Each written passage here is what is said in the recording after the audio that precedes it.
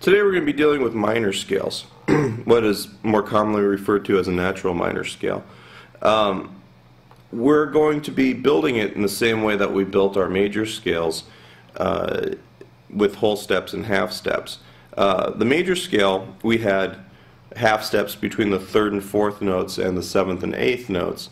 With the minor scale, we're going to have half steps between the second and third notes and the fifth and sixth notes. If we start on the G, on the sixth string, third fret, we're going to go whole step up to A for the second note, half step up to B flat for the third note,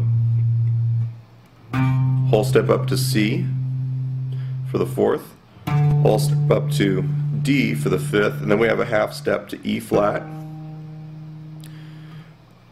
whole step up to F for the seventh note, and then a whole step back to the root, up to the G. We're actually going to work our way through these scale patterns today in each of the 5 root patterns from the Cage System lesson primer. If you don't know what I'm talking about, what you may want to do is go back through my lessons and find the one marked Cage System lesson, and do that one, and then maybe do some of the major scale lessons, and then come back to this one, and this will actually be a lot easier to understand. The written portion of this will be on either on my blog, which is blog.markwein.com, or on the premierguitarlessons.com website. Both those URLs should be on this YouTube page if you're not looking at the blog or the website, in the comment section or the about this video. Alright, so we're starting with root pattern 4. Alright, root on the 6th string, 3rd fret for the G, 4th string, 5th fret, and 1st string, 3rd fret. Alright, so we're going to be going whole step, half step, whole step, half step, whole step back to the root, and then whole step back here on the 2nd fret, half step, whole step, half step, whole step back to the root. And then we also have 2 more notes in that position that we're going to put on here. So I'm going to put the metronome on 60 beats a minute. I'm just going to do eighth notes through each of these patterns, starting with pattern 4.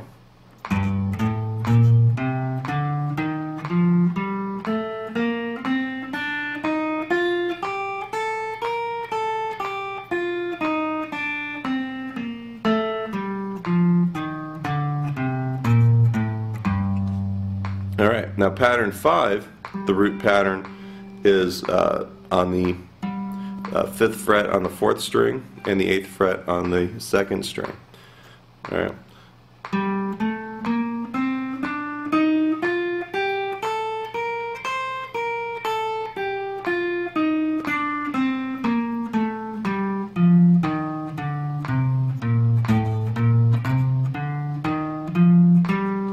Notice that I started on the lowest root in the position, played through all of the notes,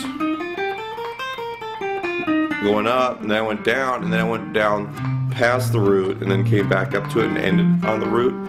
What we're trying to do is we're trying to train your ear to hear this as a minor scale.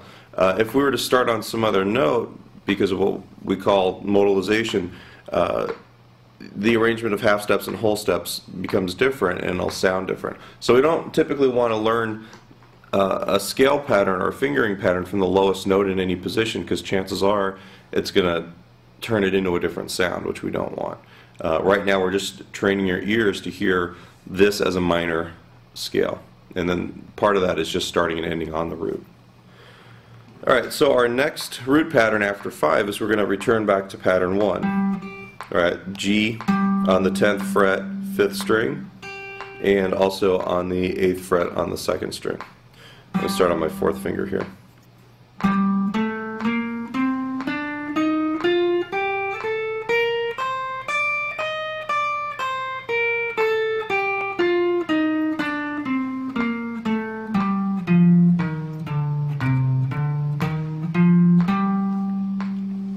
Alright, now we have pattern number 2.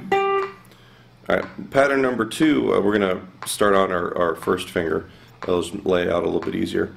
and we have the root on the 10th fret on the 5th string, 12th fret on the 3rd string.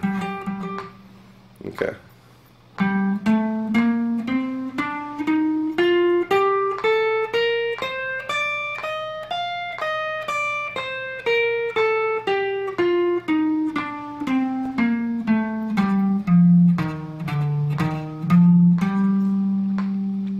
And then the last pattern in this group is going to be pattern 3, root on the 15th fret 6th string, 12th fret on the 3rd string, and 15th fret on the 1st string, starting on the 4th finger.